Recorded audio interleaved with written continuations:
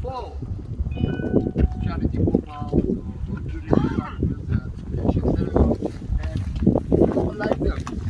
Everyone took them down. So in Beit Shan, you come to a place and they tell you there was a pagan temple over here, but all you see is the podium. There was no temple. Okay? And so on in many other places. In Caesarea, the same story. You have a standing temple everywhere in Israel, of that. That there is one down south, okay? But basically it's quite unique, it's rare. And over here you have all standing over there with all these beautiful stones that you see over here. Some of them are like this, look, it's gonna fall down. It can be in 5 minutes, okay? You should be so careful, earthquake, say an African rift there, whatever, it will fall down. So came here a year or 2 years ago an army of engineers, of natural authorities and JNF, look, illustrated, took photos, did something and went home. Like, the investment is too expensive, too high, forgot about it, okay? It will fall. Okay, anyway, you still remember that, because maybe 10 years it won't be here, okay? So you'll be able to see, we still saw it standing, okay? Okay, now what do we have here? We have a temple, it's not very large, it's 20 meters on 17 meters, okay? And there's a large area here to walk around. A week ago, this Sunday a week ago, I was in the Parthenon in Greece, Acropolis, Athens, okay? Very similar.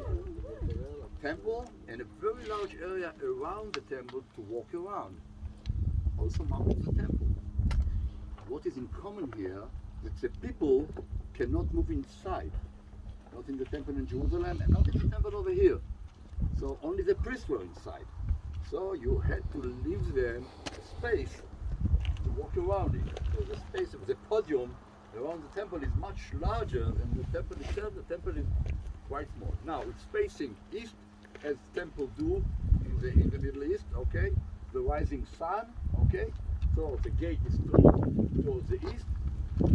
We are standing on the floor in front of the temple. The temple is in the back of the door, okay? In front of the temple. Look, this is the temple is from 2nd to 3rd century. They found 4 inscriptions over here.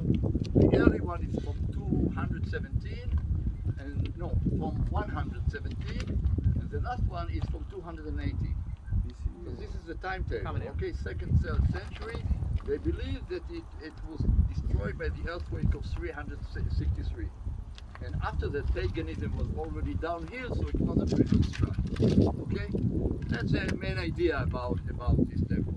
But you still have the floor over here that you can actually walk. Okay? Then you have this stilobat, big base that you see over here. Okay? And on top of it, you have these. You can see 6 of them. Our friend is sitting on the first one. This is the one next to the second one. This is the third one. Someone was trying to steal it.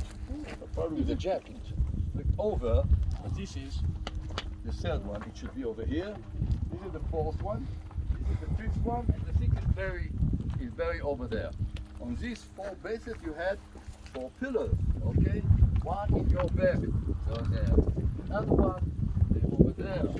There is another one. Okay. Now on those you have these capitals. On top of it, there's beautiful capitals, okay? And then above them, you would have this thing over here. Get up for a second, the people will see. Come on, 1 second. All these beautiful entries was on the top of the capitals up there. Try to think how beautiful it was. When you would approach it from the east, there was a big promenade over here, maybe with pillars, we're not really sure, and you would see all that thing, no matter what you believe in it. It's very aesthetic. It's very nice. And so that was here, and then you see 3 gates. By the way, it's very similar to the ancient synagogue of Bar-Am. Bar-Am, not 10 kilometers from here, Upper Galilee, a synagogue, with this stilobat, with 6 pillars, with 3 gates, okay? Very similar, beautifully decorated, very similar. Now, I will go over there, you can stay here. Now, but here also starts the differences between here and Bar-Am. For example, in Bar-Am, there are 3 gates, but they are on the same level, on the ground level. Over here, you had 120. Here we are higher, two sides over here, 91 centimeters higher. Okay, it's a bit higher, which led the archaeologists to think that maybe that wasn't the gate. Just a kind of a light window or something like that. Also the holes over here indicate that there was probably kind of an iron net over here that just let the light come through and lit on the statue of the god that was inside, and we were all cheering and happy, okay? So maybe this is not a gate, and we have two gates on this side. Now, this temple is what god we're talking here about. So we're not really sure. We have two options. First, over here, you have an eagle.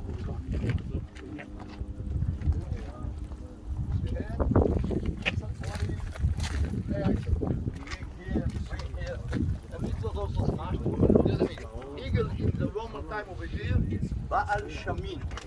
Baal Shamin. You take the ancient biblical Baal and you do this kind of synthesis with Zeus, okay? And you get Baal Shamin, which is a Baal of Roman time, okay? And he had some temples in Syria and in South Lebanon. Also, maybe one here. Also, on another stone over here, you have a big wing of an eagle, just one.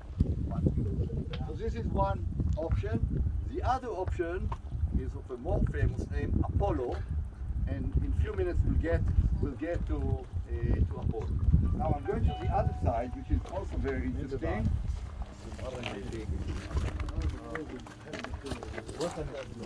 If you move a bit here, you will be able to see better.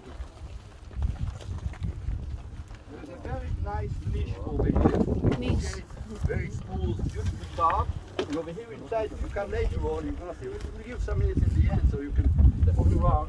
A human figure standing with a toga, you know, this Roman dress, and with a kind of a stick in their hand, and with some, God knows, basket or something on the right hand over here. I'm not really sure what it's all about, and it's not even important. What is more important is that crack underneath over here. Crack, okay? Just you can put your hands and come out on the other side more or less. Okay, no, it's not that something got broken over here.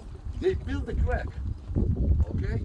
And if, for example, you go to the other side of the wall, from inside you're going to see that there is a canal over there, meaning if I'm pouring here some water, someone from inside can get this water with a bowl or something, because it can go through the wall and come out from the other side, okay? So that is very important. Another thing that I want you to see here, look, the wall is heavy, and the pressure on that lintel over here is huge. It can break. What do you do to ease the pressure? You carve the stone like that. Spaces. There's nothing here, and there's nothing here. And if this shoulder is sitting over here, there is nothing here too. Okay, and there's no pressure. Those people knew their jobs. The problems probably it got broken a few times, so they learn how to fix it. We call it a releasing arch. So many times it's in an arch. Over here it's not an arch, but it's also releasing the pressure.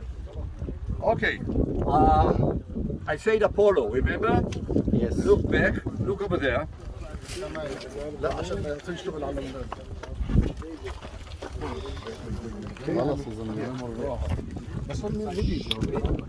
Guys, two elements over here refer to Apollo. One, the amphora, also the one that we saw there on the sarcophagus, a very kind of a bowl or a jar that was using in ritual. And the kitara. Kitara, it's like a Greek harp. Yeah. Apollo was playing the kitara in the Olympus. He was the musician of the gods here. Not King David. Okay? So, and we know that there's, in South Lebanon, 5-10 kilometers from here, there's another temple with an inscription that talking about Apollo and Artemis, his sister. So people were worshiping Apollo in this area, so it's not kind of a peculiar. Okay, it was a well-known figure in the area. Why do we think it's Apollo over here too? Guys, we started in the mausoleum, right? And then we went into a sarcophagus, right? We are in a cemetery. Think about it. Mausoleum, sarcophag. This is a cemetery. The temple, two options, is next to a cemetery or inside the cemetery. It's a sacrifice. Okay? They come- In the Greek culture, there was what we may call a death ritual. People would come to cemetery, okay, and make ritual. and would ask. It has to do with bad times. King Saul is going to Baalat Ha'or. How do you say Baalat Ha'or? God knows. Or before the last fight to ask her what. Huh? Witch of Endor. The witch of Endor, exactly. And he's in a crisis. He's under stress. So he's going over there for some help, for some assistance, and he's asking to raise the soul of Samuel. Okay.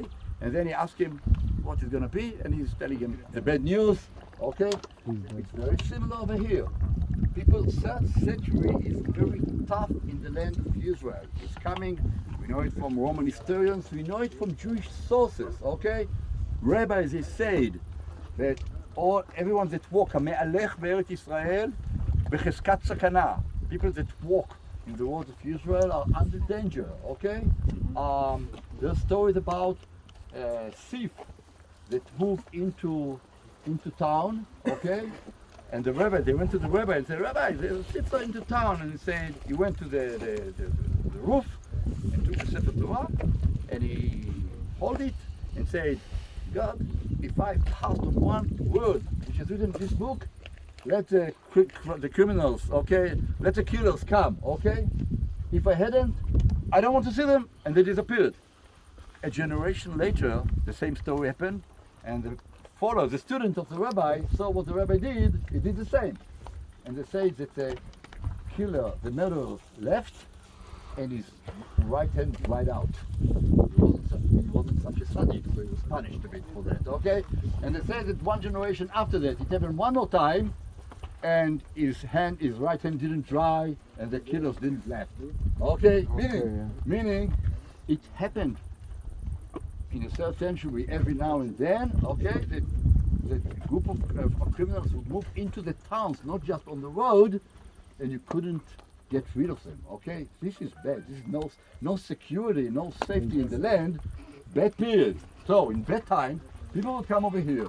They would buy here in the corner a liquid. It can be oil, it can be wine, it can be water, it can be blood, I don't know what.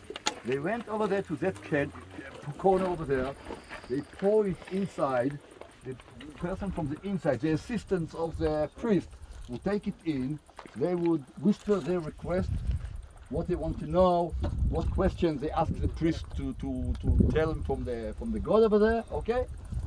And they would get their answer later on.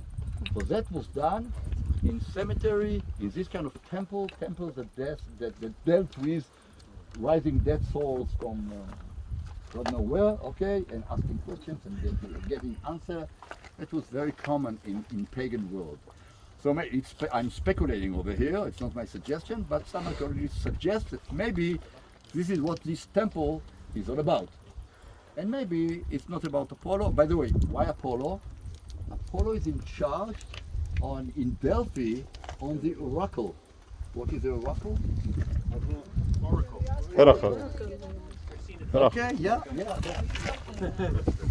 He's in a way, he got the mandate over the truth and telling the future what things